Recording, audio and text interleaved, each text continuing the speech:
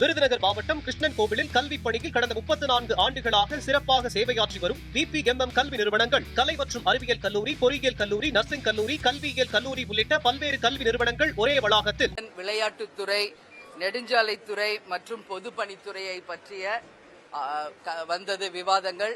அந்த வகையில தேமுதிக சார்பாக என்னுடைய உரையை நான் இன்னைக்கு ஆற்றியிருக்கிறேன். அந்த வகையில் விருதாச்சலம் தொகுதிக்கு வேண்டிய என்னென்ன திட்டங்கள் அரசு செயல்படுத்தணுமோ அதை மொத்தம் பட்டியலிட்டு நாம சொல்லியிருக்கோம். அது மட்டும் கிடையாது, தமிழ்நாடு முழுக்க இருக்கின்ற அரசு கட்டிடங்கள் எல்லாமே பராமரிக்கப்பட்டு தனியார் கட்டிடங்களுக்கு இணையாக அது தரம் உயர்த்த வேண்டும். இப்ப நம்ம பேசுற அவை கூட ஹெரிட்டேஜ் பில்டிங்ஸ், அதாவது காலத்தால் அழியாத புகழ் பெற்ற ஆங்கிலேயர் காலத்து கட்டிடங்கள் மற்றும் பல்வேறு ஹெரிட்டேஜ் பில்டிங்ஸ் தமிழ்நாடு முழுக்க இருக்கு. இதை எல்லாத்தையுமே பாதுகாத்து அதை ஒரு பொக்கிஷமாக ஆக்க வேண்டியது ஒரு அரசின் கடமை. இப்போ நாங்கெல்லாம் வெளிநாட்டுக்கு நம்ம போகும்போது அங்கெல்லாம் கேசல்ஸ் சொல்லுவாங்க.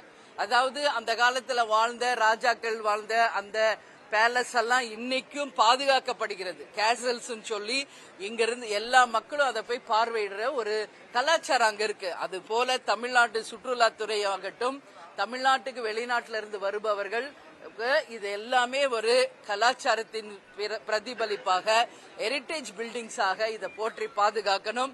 நம்மளுடைய கார்பரேஷன் ஆபீஸ் ஆகட்டும், நம்மளுடைய ரயில்வே ஸ்டேஷன் ஆகட்டும், அது போல தமிழ்நாடு முழுக்க இருக்கின்ற அனைத்து ராஜா காலத்து கட்டிடங்கள், ஆங்கிலேயர் காலத்து கட்டிடங்கள், கோட்டைகள் அத்தனையும் பாதுகாக்கப்பட வேண்டும் என்பதை இன்றைக்கு என்னுடைய உரையிலே நான் பேசியிருக்கிறேன். அதே போல இன்றைக்கு நம்ம மனித மேம்பாட்டு பத்தி பேசுறப்போ நம்மளுடைய எண்ணூர் துறைமுகத்துல அந்த கழிவுகள் கலந்ததுனால பல மீன்கள் டன் கணக்குல இறந்திருக்கு. எனவே இன்னைக்கு அந்த கழிவு நீர்களை அகற்றி அங்கு வாழும் உயிரினங்களை காக்க வேண்டியது ஒரு அரசினுடைய கடமை.